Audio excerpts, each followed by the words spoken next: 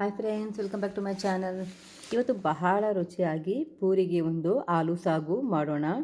Video ನೋಡೋದಕ್ಕೆ ಮುಂಚೆ ನೀವೇನಾದರೂ ನಮ್ಮ ಚಾನಲ್ನ ಫಸ್ಟ್ ಟೈಮ್ ನೋಡ್ತಿದ್ರೆ ಮರಿದೇ ನಮ್ಮ ಚಾನಲ್ನ ಸಬ್ಸ್ಕ್ರೈಬ್ ಮಾಡಿ, ಹಾಗೆ ಪಕ್ಕದಲ್ಲಿರೋ ಬೆಲ್ ಬಟನ್ನ ಕ್ಲಿಕ್ ಮಾಡಿ. ನಾವು ಹಾಕೋ ಹೊಸ ರೆಸಿಪೀಸ್ ನಿಮಗೆ ನೋಟಿಫಿಕೇಷನ್ ಬರುತ್ತೆ. ಬನ್ನಿ ಫ್ರೆಂಡ್ಸ್, ಈ ರುಚಿಯಾದಂತಹ ಆಲೂ ಸಾಗು ಮಾಡುವ ವಿಧಾನವನ್ನು ನೋಡೋಣ. ಈ ಆಲೂ ಸಾಗುನ ಒಬ್ಬೊಬ್ಬರು ಒಂದೊಂದು ರೀತಿಯಲ್ಲಿ ಮಾಡ್ತಾರೆ. ಈ ವಿಧಾನದಲ್ಲಿ ಒಮ್ಮೆ ಟ್ರೈ ಮಾಡಿ ನೋಡಿ, ಬಹಳ ರುಚಿಯಾಗಿರುತ್ತೆ.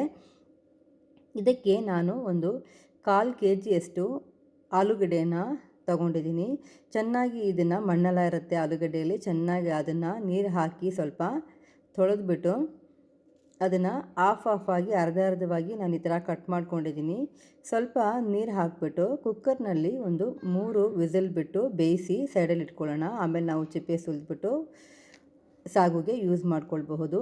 ಈ ವಿಧಾನದಲ್ಲಿ ಒಮ್ಮೆ ಟ್ರೈ ಮಾಡಿ ನೋಡಿ ಫ್ರೆಂಡ್ಸ್. ಮನೇಲಿ ಒಂದು 4-5 ಜನ ಜಾಸ್ತಿ ಇದ್ದಾರೆ, ನಿಮಗೆ ಗ್ರೇವಿ ಜಾಸ್ತಿ ಬೇಕು ಅಂತ ಏನಾದರೂ ನೀವು ಪೂರಿ ಮಾಡೋ ಹಾಗಿದ್ರೆ, ಗ್ರೇವಿ ಮಾಡೋ ಹಾಗಿದ್ರೆ ಈ ವಿಧಾನದಲ್ಲಿ ಟ್ರೈ ಮಾಡಿ ನೋಡಿ. ಗ್ರೇವಿ ನಿಮಗೆ ಜಾಸ್ತಿನೇ ಸಿಗುತ್ತೆ, ರುಚಿಯಾಗೂ ಕೂಡ ಇರುತ್ತೆ.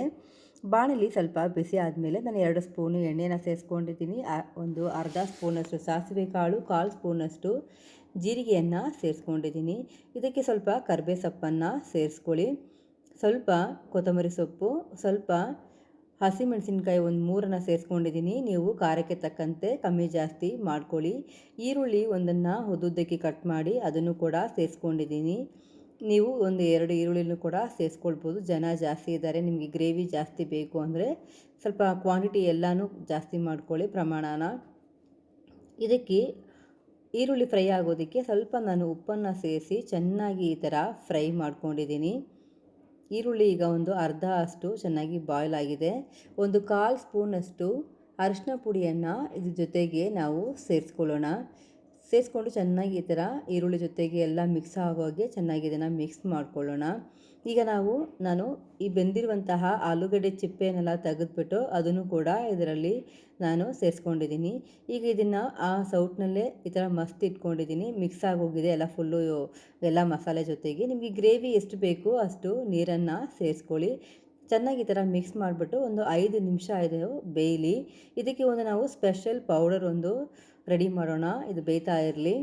ಈ ಪೌಡರ್ನ ಸೇರಿಸೋದ್ರಿಂದ ನಿಮಗೆ ಒಂದು ಡಿಫ್ರೆಂಟು ರುಚಿನೂ ಸಿಗುತ್ತೆ, ಅದೇ ರೀತಿ ನಿಮಗೆ ಗ್ರೇವಿನೂ ಕೂಡ ಜಾಸ್ತಿ ಆಗುತ್ತೆ. ಒಂದು 1/4 ಸ್ಪೂನಷ್ಟು ದೊಡ್ಡ ಜೀರಿಗೆಯನ್ನು ಸೇರಿಸ್ಕೊಂಡಿದ್ದೀನಿ. ಒಂದು 2 ಸ್ಪೂನಷ್ಟು ಹುರಿಗಡಲೆಯನ್ನು ಸೇರಿಸ್ಕೊಂಡು ಚೆನ್ನಾಗಿ ಪೌಡ್ರ್ ಮಾಡಿಕೊಂಡು ಈಗ ಬೇಯ್ತಾ ಇರುವಂತಹ ಈ ಆಲೂ ಮಸಾಲ ಒಳಗಡೆ ಸೇರಿಸ್ಕೊಳ್ಳೋಣ. ಇದನ್ನು ಚೆನ್ನಾಗಿ ಮಿಕ್ಸ್ ಮಾಡಿ ಈ ಸ್ಟೇಜ್ನಲ್ಲಿ ನೀವು ನಿಮಗೆ ಸ್ವಲ್ಪ ಗ್ರೇವಿ ಬೇಕು ಅಂದರೆ ಸ್ವಲ್ಪ ನೀರನ್ನು ಸೇರಿಸ್ಕೊಳ್ಳಿ. ಥಿಕ್ನೆಸ್ಸಿಗೆ ಒಂದು 5 ನಿಮಿಷ ಬೇಯಿಸಿದ್ರೆ ಸಖತ್ ಸೂಪರಾಗಿರುವಂತಹ ಈ ಥರ ಉಬ್ಬಿ ಬಂದಿರುವಂತಹ ಪೂರಿಯ ಜೊತೆಗೆ ಈ ಸಾಗುನ ತಿಂದರೆ ಸಖತ್ ಕಾಂಬಿನೇಷನ್ ಫ್ರೆಂಡ್ಸ್, ಸಖತ್ ಸೂಪರಾಗಿರುತ್ತೆ.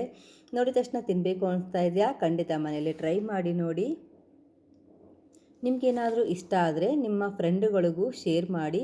ನಮ್ಮ ಚಾನಲ್ನ ಸಪೋರ್ಟ್ ಮಾಡಿ, ಸಬ್ಸ್ಕ್ರೈಬ್ ಮಾಡಿ, ಪಕ್ಕದಲ್ಲಿರೋ ಬೆಲ್ ಬಟನ್ನ ಕ್ಲಿಕ್ ಮಾಡಿ. ನಾವು ಹಾಕೋ ಹೊಸ ವೀಡಿಯೋಸ್ ನಿಮಗೆ ನೋಟಿಫಿಕೇಷನ್ ಬರುತ್ತೆ. Thank you for watching Malathi Lingesh channel. ಇನ್ನೊಂದು ಹೊಸ ರೆಸಿಪಿಯೊಂದಿಗೆ ಬರ್ತೀನಿ. Thank you. Bye friends.